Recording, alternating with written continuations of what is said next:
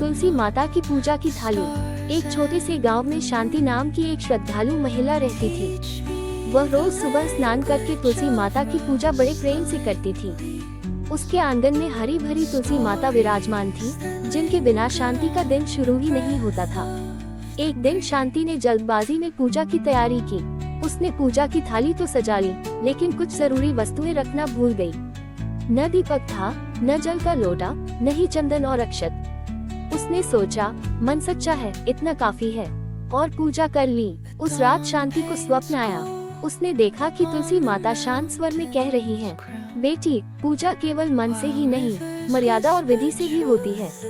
पूजा की थाली में जो वस्तुएं रखी जाती हैं, वे केवल सामग्री नहीं, बल्कि श्रद्धा, शुद्धता और नियम का प्रतीक होती हैं। सुबह उठते ही शांति को अपनी भूल का एहसास हुआ। अगले दिन उसने पूरी श्रद्धा से पूजा की थाली सजाई।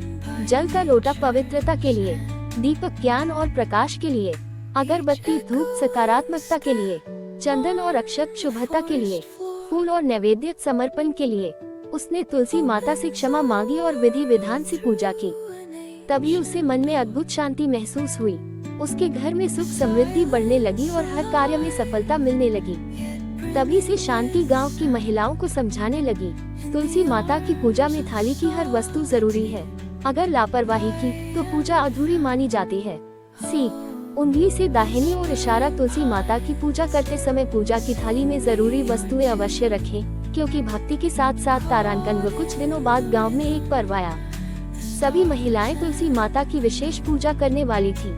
शांति ने देखा कि उसकी पड़ोसन राधा पूजा की थाली सजा तो रही थी, पर उसने दीपक और अक्षत नहीं रखे थे। शांति ने प्यार से समझाया, बहन, पूजा की थाली में ये वस्तुएं जरूर रखो, वरना पूजा अधूरी रह जाती है। राधा ने मुस्कुराकर कहा, इतनी छोटी छोटी बातों से क्या फर्क पड़ता है, और पूजा कर ली। लेकिन पूजा के बाद उसका मन बेचैन रहा, काम में मन नहीं लगा और घर का माहौल भी कुछ भारी सा लगने लगा। उसे शांति की बात याद आई। अगली सुबह राधा शांति के पास पहुंची और बोली, बहन, आज तुम मुझे ठीक से पूजा की विधि सिखा दो। शांति ने उसे समझाया कि पूजा की थाली केवल वस्तुओं का ढेर नहीं होती, बल्कि हर चीज का अपना अर्थ होता है। दीपक बिना होगा तो जीवन में प्रकाश कैसे आएगा? अक्षत बिना होंगी तो शुभता कैसे टिकेगी? जल बिना होगा तो शुद्धता कैसे बनी रहेगी? उस दिन राधा ने पूरी श्रद्धा से पूजा की थाली सजाई और तुलसी माता की आराधना की। पूजा पूरी होते ही उसका मन शांत हो गया, जैसे कोई बोझ उतर गया हो। उसे महसूस हुआ कि जब नियम और श्रद्धा साथ हो, तभी पूजा का पूरा फल मिलता है। उसके बाद से पूरे गांव में यह बात फैल गई कि तुलसी माता की पूजा की थाली में जरूरी वस्तुएं न हो तो पूजा अधूरी मानी जाती है। उस दिन के बाद राधा की श्रद्धा और भी गहरी हो गई। वह रोज सुबह सूरज निकलने से पहले उठती, आंगन साफ करती और बड़ी सावधानी से तुलसी माता की पूजा की थाली सजाती। अब वह किसी भी वस्तु को हल्के में नहीं लेती थी। एक सुबह पूजा करते समय उसके हाथ से जल का लोटा गिर गया। राधा घबरा गई और तुरंत मन ही मन बोली, हे तुलसी माता, अगर कोई भूल हो गई हो तो मुझे क्षमा करना। अब पूरे गांव में तुलसी माता की पूजा को लेकर जागरूकता आ चुकी थी। हर सुबह आंगनों में दीपक की लौ जलती, धूप की सुगंध फैलती और तुलसी माता के पत्तों पर जल अर्पित किया जाता। शांति और राधा मिलकर दूसरी महिलाओं को भी समझाने लगी कि पूजा की थाली में कोई भी वस्तु बिना कारण नहीं रखी जाती। एक दिन गांव में सूखा पड़ गया, खेत सूने थे, मन उदास थे। गांव वालों ने मिलकर निर्णय लिया कि वे सब मिलकर तुलसी माता की सामूहिक पूजा करेंगे। उस दिन हर घर से महिलाएं आई, हाथों में सजी हुई पूजा की थालियां थीं, जल, दीपक, फूल, अक्षत, चंदन और नैवेद्य से भरी हुई। जैसे ही पूजा शुरू हुई, हल्की सी ठंडी हवा चली, दीपकों की लौ स्थिर हो गई और मन में अजीब सी शांति उतर आई। उसी रात जोरदार बारिश हुई, सूखे खेत हरे हो गए और गांव में खुशहाली लौट आई। राधा का हृदय भय और श्रद्धा से भर गया था। उसने तुरंत पूजा रोक दी, आंगन दोबारा साफ किया और नए जल से भरा लोटा पूजा की थाली में रखा। आज उसकी आंखों में केवल डर नहीं, बल्कि सच्चा पश्चाताप था। उसने तुलसी माता के सामने दीपक जलाया, फूल अर्पित किए और हाथ जोड़कर बोली, माता, मुझसे अज्ञानवश भूल हो गई। मैं जानती हूँ, पूजा केवल कर्मकांड नहीं, बल्कि पूरी सावधानी और पवित्र भावना मांगती है। जैसे जैसे पूजा आगे बढ़ी, राधा का मन शांत होता चला गया। हवा हल्की हल्की बहने लगी, तुलसी के पत्ते अपने आप हिलने लगे, मानो माता ने उसकी बात स्वीकार कर ली हो।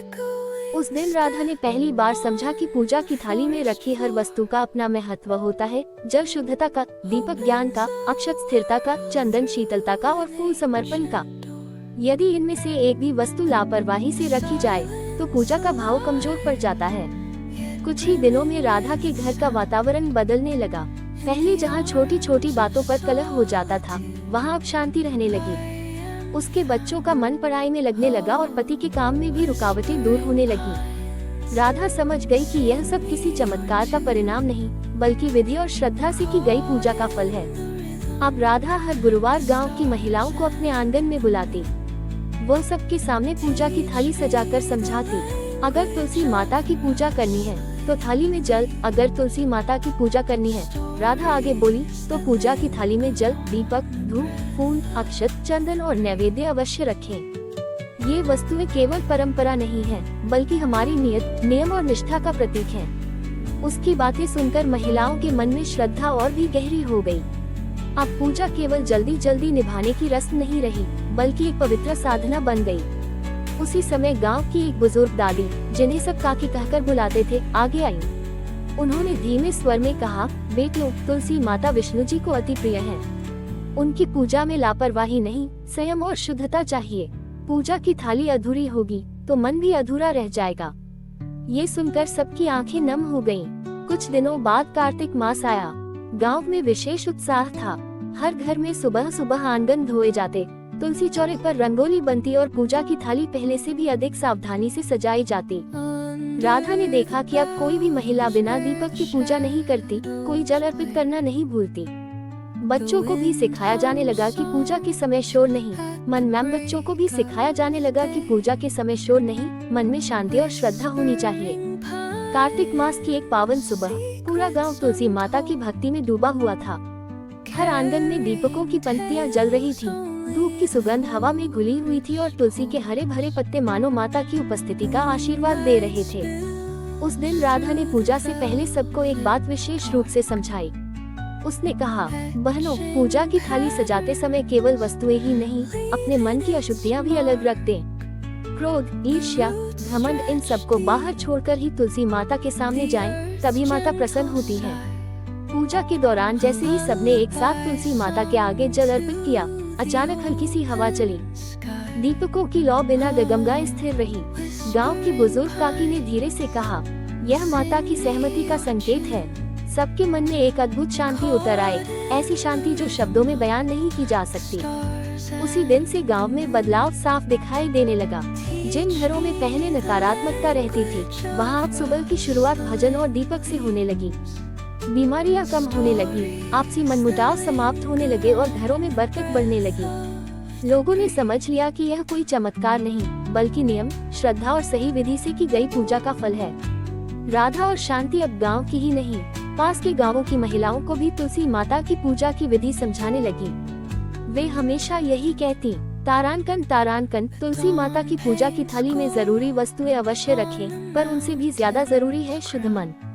अगर थाली अधूरी होगी तो पूजा का भाव भी अधूरा रह जाएगा। राधा की आवाज में अनुभव की गहराई थी। वह आगे बोली, और अगर मन में कपट होगा तो पूरी थाली भी माता को प्रसन्न नहीं कर पाएगी। ये सुनकर सभी महिलाएं मौन हो गईं, मानो हर शब्द सीधे उनके हृदय में उतर रहा हो। कुछ समय बाद एक दिन गांव में एक नई बहू आई। उसने देखा कि सभी महिलाएं इतनी विधि विधान से तुलसी माता की पूजा करती हैं। उसने भी पूजा शुरू की, पर मन ही मन से ये सब बहुत कठिन लग रहा था। एक दिन उसने बिना दीपक जलाए और बिना जल अर्पित किए ही पूजा कर ली। उसी दिन उसका मन अत्यंत अशांत रहा, जैसे कोई बात भीतर ही भीतर कचोट रही हो।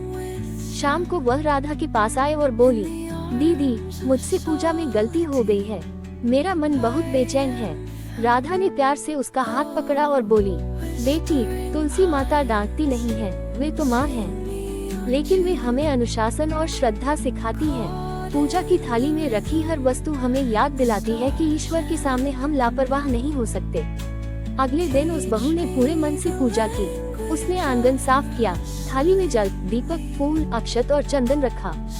पूजा करते समय उसकी आंखों से आंसू बहने लगे, लेकिन वे आंसू डर के नहीं, बल्कि सच्ची भक्ति के थे। पूजा पूरी होते ही उसके मन से बोझ उतर गया। उसे लगा जैसे तुलसी माता ने उसके सिर पर हाथ रख दिया हो। धीरे धीरे ये कथा गांव-गांव फैल गई। लोग समझ गए कि तुलसी माता की पूजा केवल एक परंपरा नहीं, बल्कि जीवन को सही दिशा देने का मार्ग है। पूजा की थाली हमें सिखाती है कि जीवन में भी हर काम पूरे नियम, शुद्ध भावना और सम्मान के साथ करना चाहिए। और तब से गांव में एक ही बात, अगर थाली अधूरी होगी, राधा ने शांत स्वर में आगे कहा, तो पूजा का भाव भी अधूरा रह जाएगा। उसकी यह बात सुनकर सभी स्त्रियां गंभीर हो गईं। अब उन्हें समझ आ गया था कि तुलसी माता की पूजा केवल रोज का नियम नहीं, बल्कि जीवन को सही दिशा देने वाली साधना है। कुछ समय बाद गांव में एक परिवार ऐसा भी था जो इन बातों को अब भी हल्के में लेता था। घर की बहू सुमन अक्सर बिना स्नान किए ही जल्दी तुलसी माता के पास चली जाती थी। न पूजा की थाली पूरी होती, न मन शांत। कभी दीपक नहीं होता, कभी जल नहीं, और कभी मन ही कहीं और भटक रहा होता। उसे लगता था कि रोज रोज इतना नियम निभाना जरूरी नहीं। एक दिन सुबह सुबह उसके घर में बिना कारण ही कलह हो गई। छोटी सी बात पर मन खिन्न हो गया, काम बिगड़ते चले गए। सुमन बेचैन हो उठी। तभी उसकी सास ने धीरे से कहा, बेटी, आज तुलसी माता की पूजा पूरे मन और पूरी थाली के साथ कर लो। सुमन को पहली बार अपनी गलती का एहसास हुआ। उसने आंगन साफ किया, स्नान किया और ध्यान से पूजा की थाली सजाई। जल का लोटा, दीपक, धूप, फूल, अक्षत, चंदन और थोड़ा सा नैवेद्य।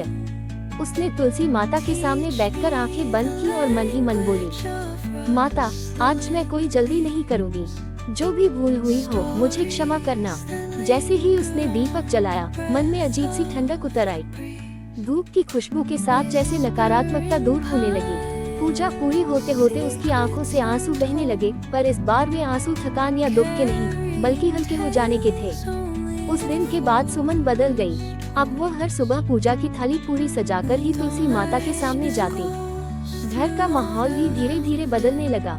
जहाँ पहले अशांति रहती थी, वहाँ अब शांति और आपसी समझ बढ़ने लगी। उसे समझ आ गया कि तुलसी माता किसी को दंड नहीं देती, वे तो केवल सही राह दिखाती हैं। गांव की महिलाएं अब एक ही बात कहती थी, तारांकन तारांकन, तुलसी माता की पूजा की थाली अधूरी मत। सुमन अक्सर बिना स्नान किए ही जल्दी तुलसी माता के आगे हाथ जोड़ लेती थी। न पूजा की थाली पूरी होती, न मन में स्थिरता होती।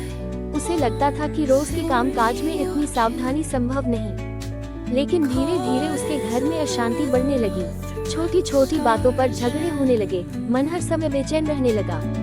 एक दिन सुमन बहुत दुखी होकर राधा के पास पहुंची। उसकी आंखों में आंसू थे।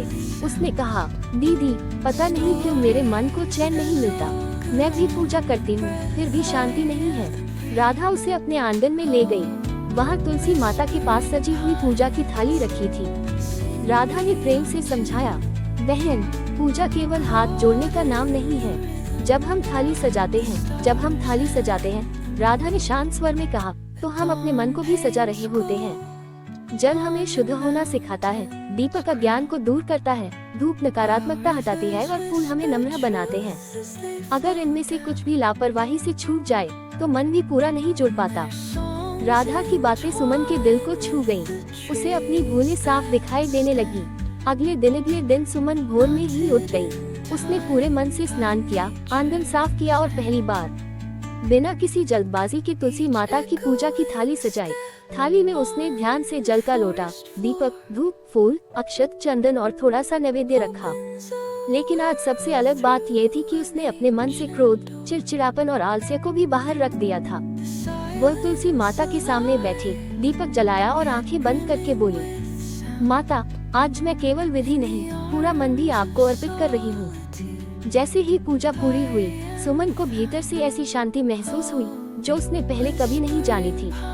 उसे लगा मानो तुलसी माता की कृपा उसके सिर पर छाया बनकर फैल गई हो।